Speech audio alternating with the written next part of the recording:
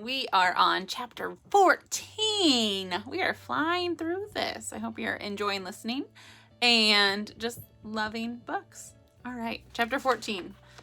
The Apes of Math. I was making great progress. I could finally remember some things about being a gentleman. How to be a gentleman. Number 1, no hitting. 2, no insulting. 3, no making anyone cry, even if she is a girl who has one eye. Number 4, apologize if you break. Rule number 3. Number 5, don't duke it back. See rule number 1. Number 6, lend a scratching hand to someone with pox. And 7, take care of your things. There's his list. I could hardly believe it. Suddenly, I was closer to being a gentleman, but I was not any closer to having friends. Fortunately, I remembered that I have some good advice about that from Calvin. It was right there in my PDK. Calvin's rules for making friends. Number 1, say hello. Number 2, just say hello. Number 3, trade baseball cards. Number 4, trade more baseball cards. And 5, just trade baseball cards. I think that was earlier, chapter 2 or 3. The list was useless until I crossed off say hello and just say hello. Now it was perfect. And since that advice had come from Calvin, I was sure that he meant his baseball cards on account of I didn't have any. And because he didn't write his name on his baseball cards, it could only mean one thing. But I asked anyway. Calvin, I said, could I borrow a couple of your best cards? Sir, said Calvin. It was late and he was fast asleep. I should have been asleep too, but I am often up with my flashlight, reading or making lists, because I'm afraid of the dark. It's a great time to talk to Calvin on account of he is always pretty agreeable. Not like he is during the day, and it certainly sounded like Calvin said, sure.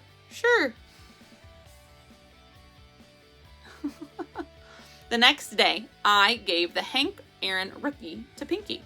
He said nothing.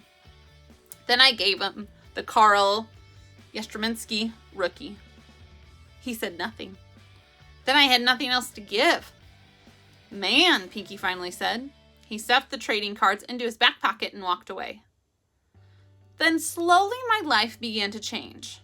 At recess, Pinky kicked the soccer ball past where I was standing. It was fantastic. Then during library time, Pinky grabbed Sam's books. So Sam grabbed it back. Then Pinky took it again, so Sam kicked him, which made Nia jump on Pinky. All this happened right in front of me, between the shelves on earthquakes and volcanoes, and the shelves on bats and whales. If I had poked out my arm, I could have gotten it broken in several places, which is practically an invitation to jump right in, which I would have done if the librarian hadn't leapt first.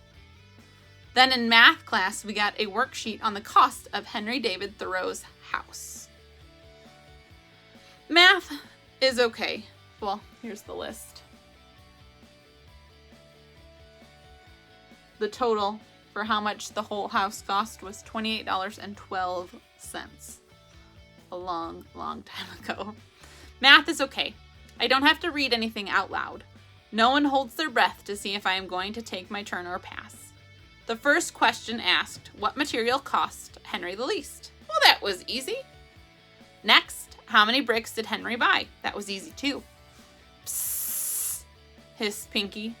What's the answer?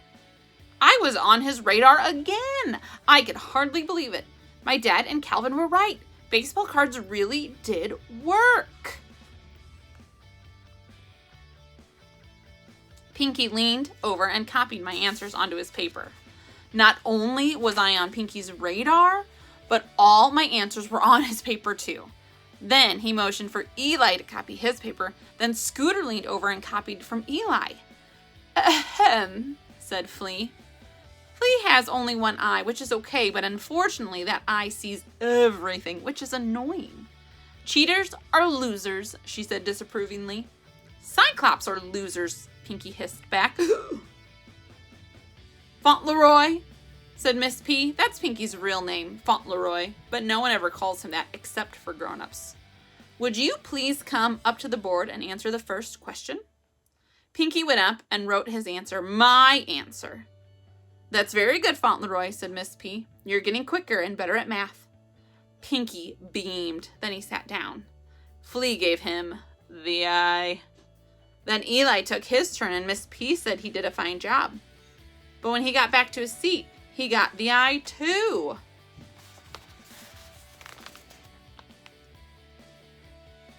Flea is not very happy right there.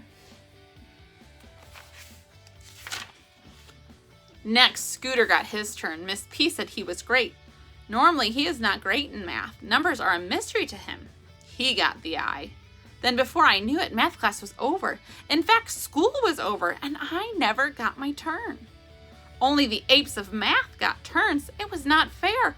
I was as mad as a salmon swimming upstream, and so was Flea. Her eye was big and round. It's really not fair you didn't get your turn, said Flea as we were leaving. I nodded. After all, they were all your answers, she added, just as we passed Miss P standing in the doorway, saying goodbye to everyone. I was really glad that Flea let Miss P know. Then we got on the bus. Hey, Buddy, Pinky said when I sat down. Buddy? He was calling me Buddy. You're okay, said Pinky sitting down next to me. But you gotta get rid of that girlfriend of yours. He laughed and pointed at Flea, who had sat down in the seat in front of me. I shrank. I knew that Flea took no nonsense, but Pinky didn't know. He was this close to taking an uppercut from her. Maybe you could play with us sometime, said Pinky. Really? I could hardly wait. The wheels on the bus went round and round. We bounced up and down. But you'll have to do a few things first, said Pinky. Like what? I asked. I'll let you know, said Pinky. Does everyone have to do them? I asked. Just you, said Pinky. It's new rule, dude. I swallowed. Okay, I swallowed. Dude.